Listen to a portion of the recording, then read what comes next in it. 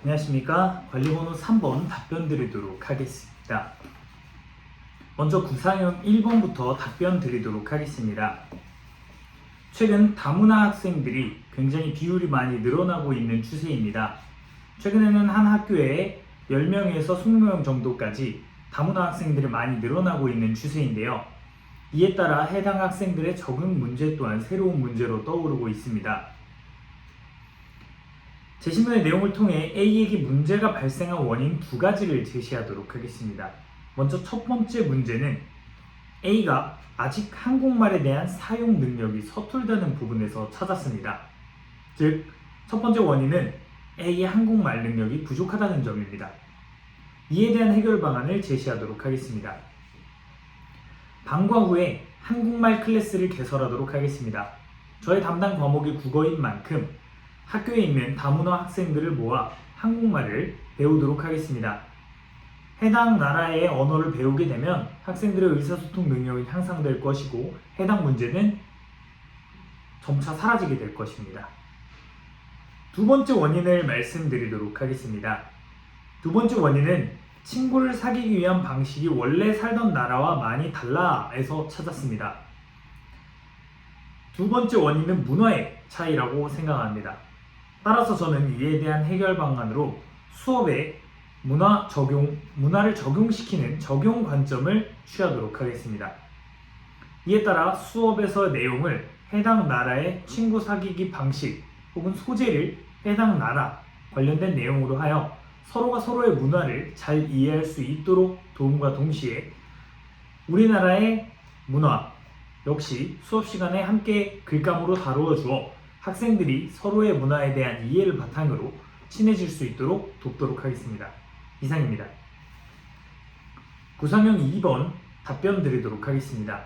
수업은 무엇보다 중요한 교사의 필수적인 능력 중에 하나라고 생각합니다. 따라서 교사는 수업에 필요한 자질들을 갖추어야 하는데요. 학생들의 의견을 종합해서 김 교사에게 필요한 교사의 자질을 한 가지 제시하도록 하겠습니다. 김 교사에게 필요한 교사의 자질은 학습자에게 맞춤 수업을 해주는 자질입니다. 저는 이러한 자질을 갖추기 위해 다음과 같은 노력을 했습니다. 먼저 수업이 있을 경우에는 단원별로 PPT를 만들었습니다. PPT를 만드는 과정에서 다양한 EBS 강의나 강사들의 강의를 시청해보며 학습자의 입장에서 어떻게 받아들여지는지, 어떠한 판서나 어떠한 PPT가 더욱 잘 이해할 수 있는지를 학습자의 입장에서 받아들이려고 노력했습니다. 이를 통해 학습자 입장에서 가장 알아보기 쉽고 가장 전달받기 쉬운 내용과 구성을 익혔고 이를 통해 학습자 맞춤 수업 자질을 갖추게 되었습니다. 제가 교사가 된다면 앞으로 어떠한 노력을 할지 향후 계획을 서술해 보도록 하겠습니다. 저는 매 시험 종료마다 수업 내용, 인지에 대한 혹은 수업 내용에 관한 문제, 수업 방식에 관한 문제에 관한 구체적 피드백을 학생들을 대상으로 받도록 하겠습니다.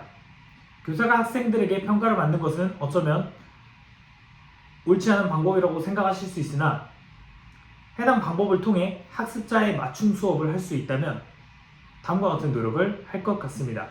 이상입니다. 구상형 3번 답변 드리도록 하겠습니다. 제가 생각하는 학습자의 인간관은 성장하는 인간입니다. 이에 따라 박 교사의 주장에 찬성 혹은 반대의 입장을 말하도록 하겠습니다. 저는 박 교사의 의견에 반대합니다. 이를 저의 교육관과 관련지어 설명해 보도록 하겠습니다. 제가 원하는 교육관은 전인적 성장을 이끄는 것입니다. 지적 성장만이 성장이 아니라고 생각하기 때문에 학생들은 성장할 수 있다고 생각하면서도 지적 성장뿐만이 아닌 인격적, 사회적 성장을 더욱 중시 여기고 있습니다. 따라서 학습자는 학교에서 성적만을 배우는 것이 아니라 가장 중요한 인격적이고 사회적인 성장을 먼저 배워야 할 것이라고 생각합니다. 이에 따라 박 교사의 주장은 성적 향상도를 반영하자는, 다시 말씀드리겠습니다. 이에 따라 성적 향상도를 평가에 반영하자는 박 교사의 주장은 지식적 측면만을 강조하고 지식적인 교수만을 하도록 강조할 수 있습니다. 따라서 저는 박 교사의 의견을 반대하며 교사는 학생들의 지적, 인격적, 사회적 능력을 모두 향상시켜주어 학생을 성장시켜야 한다고 생각합니다. 이상입니다. 즉답형 잠시 보고 답변 드리도록 하겠습니다.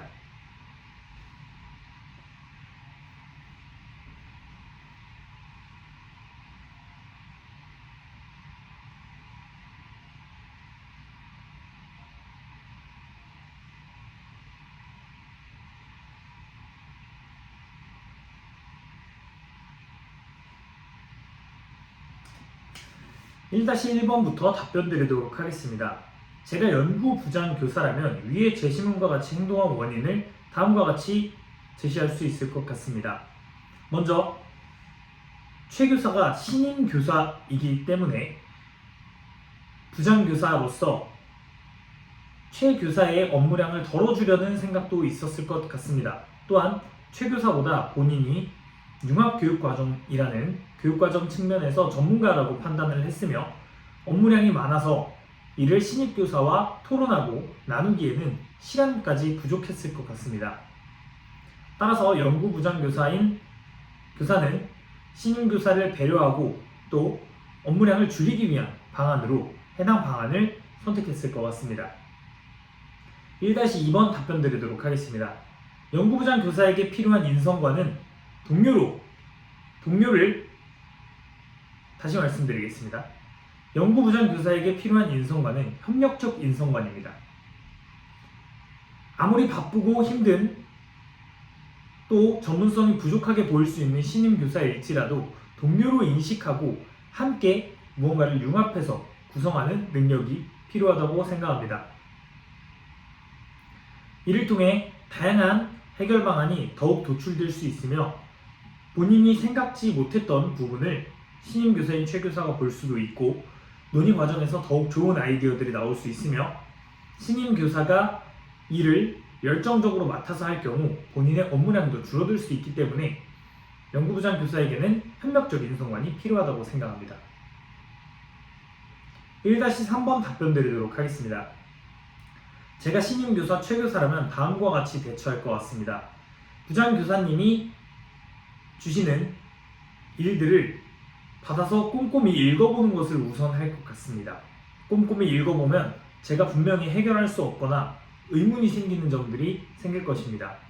그러면 부장교사님께 물어보기 전에 먼저 작년 자료들이나 혹은 융합교육 과정에 대해서 제가 부족한 부분들을 먼저 찾아본 후 그래도 문제가 해결되지 않거나 더욱 좋은 아이디어가 생긴다면 부장교사님께 그때 이야기하도록 하겠습니다. 이를 통해 부장교사님의 업무를 덜어드릴 수도 있을 것이며 부장교사님과 소통을 하여 더욱 효과적이고 효율적인 방안을 찾아낼 수도 있을 것이라 생각합니다. 이상입니다. 감사합니다.